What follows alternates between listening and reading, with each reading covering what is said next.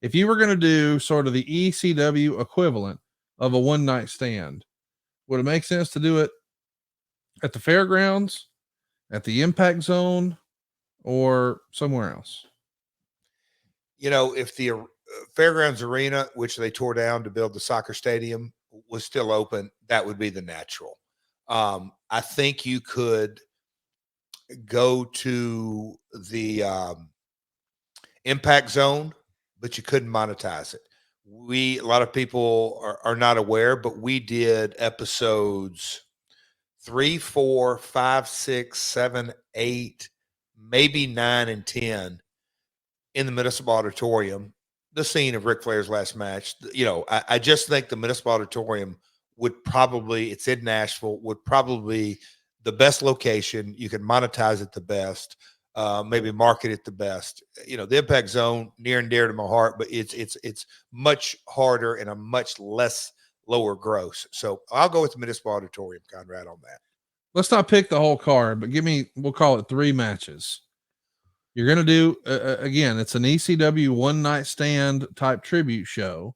So we're going to put together some of our more iconic acts against each other and the spiritual home. We go back in time, or do they have to be active wrestlers now? Well, I mean, we didn't have a time machine in 05. I'm not saying that to be bust your balls. I'm saying they had to do with what they had. So we had, you know, Sandman and Tommy Dreamer against the Dudley Boys in the main event, but we had guys like Jericho who was available and he could come in, and we had guys like Rey Mysterio and Eddie Guerrero and Chris Benoit, and then some acts we hadn't seen in a long time like Mike Awesome and Masato Tanaka. So in that vein, guys who could put on gear and get ready today in 2023 at the Municipal Auditorium. We know you're on the card. What's your match look like? What would AJ be doing? Talk me through any of those hypotheticals. Oh, hypothetical. So is it called Impact or TNA? You're booking it. So I mean, he said it would be a TNA one night stand. Okay, yeah. So I just, to me, and my we've talked about it. I think there's the TNA years, which are much different than the Impact years, and then you get into the we'll call it the Corgan years and the Anthem years, and blah blah blah blah blah. So the TNA years, you got to go with Kurt. Yep. You got to go with AJ. I know Bobby Roode injury wise, but Bobby Roode and Eric Young, Chris Harris and James Storm. Yep. You know what? Okay, so you said 3 matches. Yeah, just give me 3 hypotheticals. AJ Styles versus Christopher Daniels versus Samoa Joe.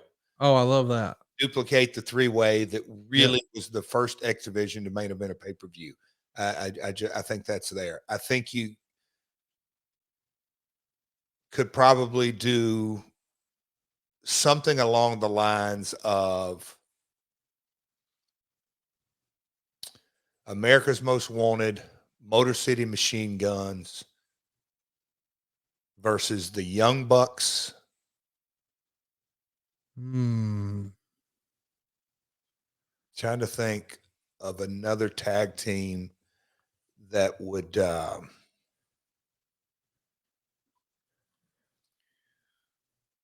maybe I'm just trying to think of an 8-man tag that would just you know, Elix Skipper. Did we find Elix and Low Key? Dude, when you said Elix Skipper, I just assumed you're going to put Elix Skipper and Christopher Daniels together. I didn't see that with Samoa Joe. That works.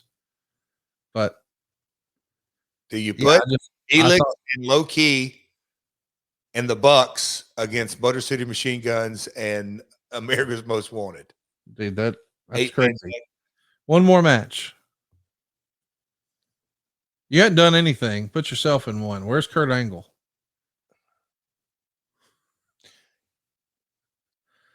Okay, look, and I know I'm going to miss somebody here because I love Road Dogg and Truth and Conan, and they're going to be somewhere on the card because I'm just trying to think of that 7-year kind of bill. But I think you got to go Christian, Kurt, Abyss, myself, and this is really going to get heat. I got to figure a fifth guy in a King of the Mountain match.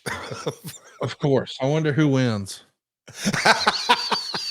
Raven or Sting? Who's the other guy going in there? Yeah. Hey, no, Sting. I didn't. Yes, Sting. Yeah.